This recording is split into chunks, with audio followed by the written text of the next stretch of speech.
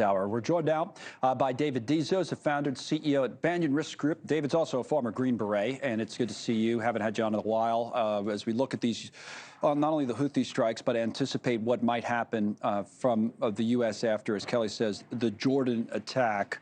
What are you looking for? We've been talking all week about a message that might be sent. What does it look like? Yeah, great to be with you, Connell. I think the most important thing is it's not necessarily what we say, it's what we do. And so what we're looking right now is at 165 or so attacks on U.S. bases. The important thing to remember is they've been trying to kill Americans from day one. Every attack has been designed to kill humans or U.S. service people. And so when we've responded with strikes to caches or weapons facilities, and we've signaled that attacks are on their way, we're kind of giving them the ability to move people around. So the element of surprise is kind of taken. So what I'm looking for is what's our action going to be? I know we'll likely go after the individuals that had the direct responsibility to do this. I think we'll still attack infrastructure. I think what you'll see is this administration, as any administration would have to do, is going to have to weigh in the election year, right? Nobody wants to get drug into a regional conflict even more than we are. And so I think those are the proponents that you'll see this administration having to face. I just would like to see a little bit more stern action because I don't think any of the actions we've taken so far have not made Iran hesitate at all. All right, bring up our maps, guys, if we can, and we'll take a look to follow up on what David is saying about the attacks that have happened or been launched against U.S. troops, and then to the point that David's making where we might go from here. So if you look at it now, 166 attacks against U.S. forces, right? So the large number up here is 166. But if we break it down and start looking at some of these other numbers, 98 in Syria, the one in Jordan, 67 in Iraq. Okay, so that's how it breaks down by country. Here's the point you were making, David. We switch screens here.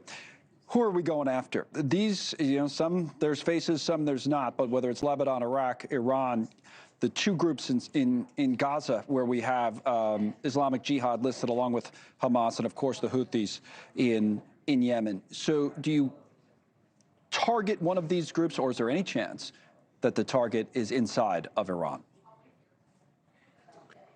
I would not think that they would respond inside Iran first. I think they're going to go after the safest bet because you got to remember they're still trying to walk that fine line of not escalating due to the sensitivities of this election year, for sure. I think what you'll see is they'll continue to go after those responsible for the attack, whatever militia group it is, it turns out being. And then I think you'll see escalations on necessarily the Houthis that are disrupting the Red Sea.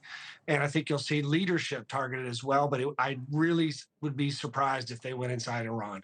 I think that's an escalation that they're not ready to take at this moment.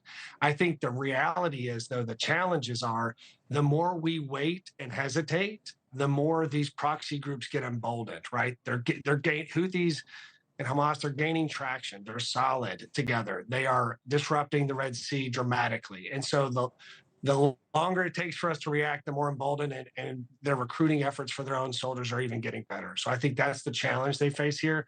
And again, forecasting that you're going to do something is not necessarily the same way it would have been done before, where we would just strike and push back immediately. I think it's interesting you brought up domestic politics a couple of times. You're right. It's an election year. It's a consideration. Did you see, it's a separate subject to some degree, the executive order from President Biden today? We're about to go out to Michigan in a moment where he's campaigning and speak about that state. But he is now going to allow sanctions on some of the Israeli violence that's been carried out against Palestinians in the West Bank. And, some here domestically are saying, oh, that's all about Michigan because he's been struggling with Arab American voters, in particular in that state. But what about the practicality of something like that? Is this something you think needed to be addressed? Forget the politics. What did you make of the move?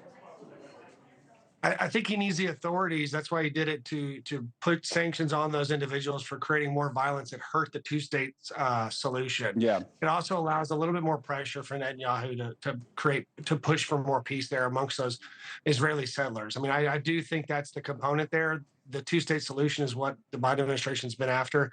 And I think the more those settlers move in, I think it stalls that. It also hurts the ability for that peace deal that's being worked on with the 6-week pause I think it hurts that because it makes it's an extra iron in the fire that has to be considered. Yeah, something's supposedly on the table today. We've heard all kinds of rumors throughout the week about that, peace deal wise, pause wise. You confident that something could get done, that hostages could be released? And what about, you mentioned Netanyahu, him maybe getting in the way of some of that, the way he's been talking here in recent weeks? Yeah, I think there's a lot of domestic pressure on Netanyahu as well. I think a 6-week pause is a big step. It's a necessary step if you want to try to get the hostages back. I think they're estimating 132 are remaining with potential some dead. But I think if we talked about a 6-week pause originally, that would have been a very long pause. So I Right. think it's a harder peace deal because it's more complicated. It's got 3 phases. It looks like as of now, but I don't think it's sitting with Hamas. But I don't. The way it sits now, I'm not sure Netanyahu's going to approve that. Yeah, he might not. And again, you see there on the screen, Tony Blinken heading over there again. He's been there. This will be his 5th time. David, thank you. David Dezso is a former Green Beret with us.